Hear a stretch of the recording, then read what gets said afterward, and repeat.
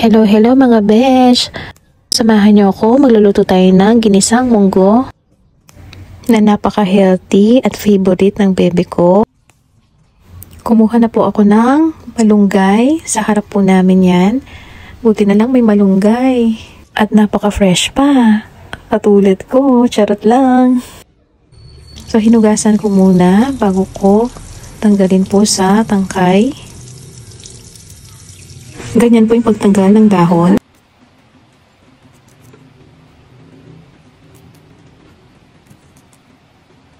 Tapos, binabad ko natin po yung munggo.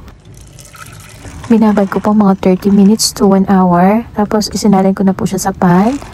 Tapos, niluto ko na po. Mas maganda po, nakababad po siya. Binabad niyo po siya before niyo siya lutuin para madaling maluto. Tapos, hiniwa ko na po yung pangsahog ko ng karne ng baboy. Pinakuluan ko muna siya sa tubig na may asin. Antayin mo lang matuyo hanggang maging crispy yung baboy. Hiniwa-hiwa ko po. At saka mas masarap po kasi pag medyo crispy yung baboy para mas malasa po. Tapos yan, naghiwa na ako ng bawang, sibuyas, kamatis. Hiniwa ko na din po yung celery. Nilagyan ko din po ng konting celery. So yan, ready na po yung mga pangsahog ko. Luto na din yung munggo. So start na tayo magluto. Sa medium fire lang po. Tapos nilagyan ko ng mantika. So mag-isa na tayo ng bawang, sibuyas, kamatis. Igisa-gisa mo lang. So nilagay ko na po yung kaninang baboy, yung munggo. Nilagyan ko ng tubig. Mga 3 to 4 cups of tubig po yan. Tapos tinakpan ko po.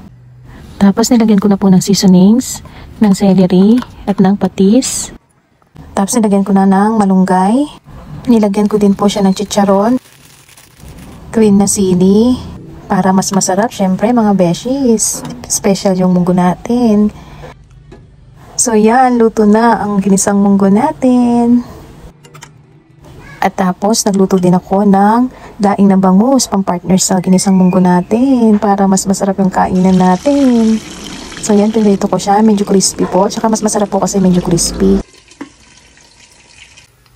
Pwede rin pong i-partner yung pritong tilapia, yung pritong gigi at dalagang bukid, or kung ano po yung preference nyo po. Yan po, nagtimpla din ako ng orange juice. So kain natin kayo mga besh. Try nyo na din to na napaka-healthy, lalong-lalo na sa mga bata. Ugaliin po natin kumain ng gulay at ng isda. Kain na din kayo mga beshies. Thanks for watching!